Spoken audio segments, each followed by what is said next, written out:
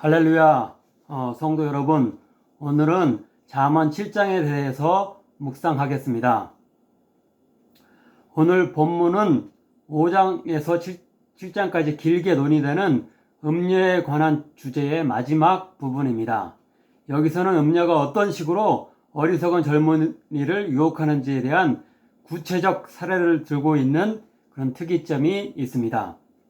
그런데 그 사례는 중간부에 나오는 본론 6절부터 23절에 나오고요. 1절부터 5절까지의 서론에는 앞장들의 내용과 유사한 교훈들이 나오고 있습니다. 그리고 마지막 부분인 24절부터 27절에는 간략한 결론이 등장합니다. 첫째로 1절부터 5절까지의 서론을 묵상하겠습니다. 여기서는 음녀의 유혹에 빠지지 않기 위해서는 아비의 말과 계명과 법을 간직하고 지켜야 한다고 교훈합니다. 4장 21절에서는 그것을 내 눈에서 떠나게 하지 말며 내 마음속에 지키라. 그리고 3장 3절에서는 그것을 내 목에 매며 내 마음판에 새기라. 또 6장 21절에서는 그것을 항상 내 마음에 새기며 내 목에 매라. 이렇게 말씀했는데, 그와 유사하지만 약간 다른 표현으로 여기 2절부터 3절에서는 이렇게 말씀합니다. 내 법을 내 눈동자처럼 지키라. 이것을 내 손가락에 매며 이것을 내 마음판에 새기라. 이러한 말씀들은 구약 신명기 6장 6절부터 9절의 전통에 따라서 부모에게서 전수받은 하나님의 말씀을 늘 가까이 하며 마음에 새기고 철두철미하게 지키라는 훈계일 것입니다. 이어서 4절 말씀은 지혜와 명철을 각각 누이와 친족이라고 묘사하며 그것들을 사모하고 그것들의 애정을 가질 것을 당부하고 있습니다. 아가서 4장 9절부터 5장 1절에 보면 누이는 신부라는 말과 동의어로 여러 차례 사용됩니다. 즉 내 누이 내 신부야, 그리고 나서 이렇게 교훈을 한 다음에 또 다시 내 누이 내 신부야, 좀 지나서 내 누이 내 신부야, 이렇게 누이와 신부를 이렇게 같은 단어로 같은 뜻으로 사용하고 있습니다. 따라서 부모님이 전수해 주신 하나님의 지혜의 말씀을 신혼 때 신랑이 신부를 대하는 것처럼 소중히 여기며 아끼라는 의미로 누이라는 단어가 사용된 것임을 알 수가 있습니다. 다음으로 5절은 1절부터 4절까지의 교훈처럼 그 지혜의 말씀을 굳게 붙들면 음녀의 유혹의 말에 빠지지 않고 유혹을 이길 수 있음을 교훈합니다. 그리하면 이것이 너를 지켜서 음녀에게 말로 호리는 이방 여인에게 빠지지 않게 하리라.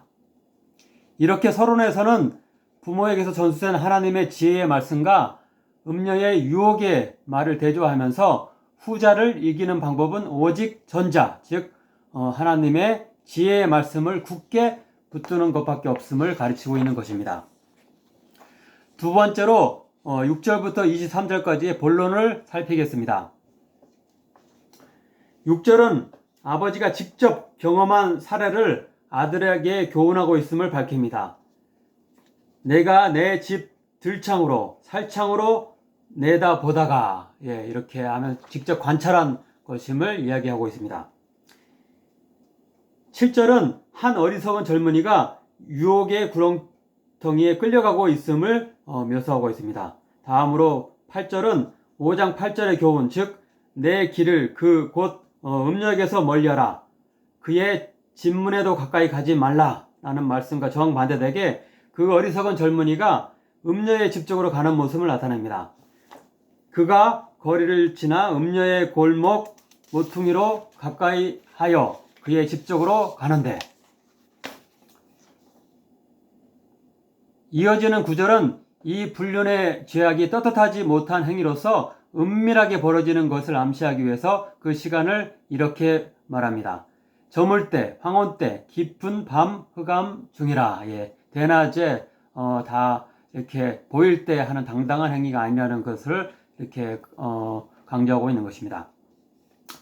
10절부터 13절은 음녀가 매춘부의 복장과 행색을 하며 음행의 대상을 물색하고 맞이하는 장면을 그리고 있습니다. 그때에 기생의 옷을 입은 강귀한 여인이 그를 맞으니 이 여인은 떠들며 완악하며 그의 발이 집에 머물지 아니하며 어떤 때에는 거리 어떤 때에는 광장 또 모퉁이마다 서서 사람을 기다리는 자라. 그 여인이 그를 붙잡고 그에게 입맞추며 부끄러움을 모르는 얼굴로 그에게 말하되. 그리고 나서 14절부터 21절까지는 본문의 절정부인데 여기서는 어떻게 이 여인이 어리석은 젊은이를 여러 가지 부드럽고 달콤한 말로 현혹시키는지를 보여줍니다. 먼저 14절입니다. 내가 화목제를 드려 서원한 것을 오늘 갚았노라. 이렇게 여인이 그 젊은이에게 첫 번째 말을 꺼내고 있습니다. 그런데 이 구절은 이해하기가 쉽지 않습니다. 아무런 설명 없이 단 한 문장에 지나가는 말로 종교적 제의를 언급하기 때문입니다. 하지만 브루스 월트키라는 학자의 연구에 따르면 이것은 이스라엘과 주변 가나안 지역의 독특한 제사법과 관련되다고 추정할 수 있습니다. 즉 레위기 7장 15절부터 16절입니다. 감사함으로 드리는 화목제물의 고기는 드리는 그 날에 먹을 것이요 조금이라도 이튿날 아침까지 두지 말 것이니라. 그러나 그의 애물의 제물이 서원이나 자원하는 것이면 그 제물을 드린 날에 먹을 것이요 그 남은 것은 이튿날에도 먹되. 이 구절은 화목 제사 중 특별히 서원과 관련된 제사가 있었음과 화목 제사에서는 그 바친 제물의 그 일부를 참여자가 직접 먹었음을 밝혀주고 있습니다. 따라서 음녀는 어떤 서원을 신게 했는데 그것이 이루어져서 서원에 화목 제물을 바쳤으며 그 제물 중 일부 음식이 자신에게 남아 있음을 자랑하고 있다라고 볼 수 있습니다. 즉 풍성한 제사 음식이 자신의 집에 있음을 유혹의 첫 번째 말로서 그 젊은이에게 알리고 있는 것입니다. 또 15절에서 음녀는 그 젊은이를 향해 바로 당신을 찾고 있었는데 이렇게 만났다라는 아부의 말을 하고 있습니다. 이러므로 내가 너를 맞으려고 나와 내 얼굴을 찾다가 너를 만났도다. 그러나 26절은 음녀가 유혹한 사람이 그 젊은이만이 결코 아님을 밝히고 있습니다. 대저 그가 많은 삶을 상하여 엎드러지게 하였나니 그에게 죽은 자가 허다하니라. 17절에서는 침상에 고급 이불이 갖추어지고 고급 향수가 뿌려졌음을 자랑합니다. 또한 19절부터 20절은 남편이 집을 떠나 한참 뒤에 돌아올 것임을 밝히며 안심하라고 이렇게 말합니다. 따라서 18절은 이렇게 쾌락을 즐길 준비가 완벽하게 이렇게 잘 되었으니 마음껏 놀아보자고 유혹합니다. 오라 우리가 아침까지 흡족하게 서로 사랑함으로 희락하자.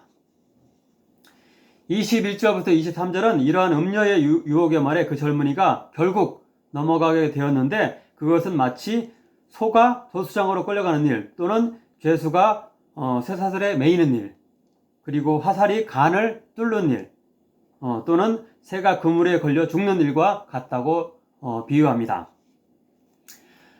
마지막으로 결론부인 24절부터 27절은 다시 한번 음녀의 집에 가는 것은 죽음의 길이기 때문에 그 길에 절대 미혹되지 말 것을 당부합니다.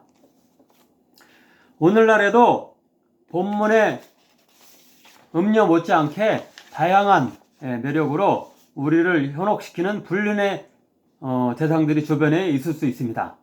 하지만 우리는 음녀를 따라가는 길은 결국 사망으로 이어지는 귀결임을 알고 결혼과 가정의 순결함과 행복을 지키는 신앙인들이 되어야 하겠습니다. 그러면 기도하겠습니다. 사랑의 하나님 아버지 감사합니다. 오늘 잠언 7장 말씀을 통하여서 이렇게 어떻게 우리를 음녀가 유혹의 손길을 뻗치며 유혹의 말을 하는지를 배우게 하심을 정말로 감사드립나이다. 여러 가지 우리를 아버지 빠져들게 하는 그런 달콤한 그런 말과 여러 가지 또 매력으로 우리를 현혹되게 하지만 하나님의 말씀으로 인하여서 저희들 그 길에 아버지 가까이 가지 않도록 주께서 지켜주시길 간절히 바라고 원하옵나이다. 우리의 소중한 또 우리의 결혼 그 관계와 우리의 가정을 지킬 수 있는 자들 될 수 있게 좋은 부족하도록 붙잡아 주시옵소서. 주님께서 주시는 또 말씀을 아버지 그 신랑이 신부를 사모하는 것처럼 사모할 수 있는 자 될 수 있도록 인도해 주시고 또 유혹의 손길 가운데 저희들 빠져들지 않도록 주께서 지켜주옵소서. 감사함의 예수님의 이름으로 기도하옵나이다. 아멘.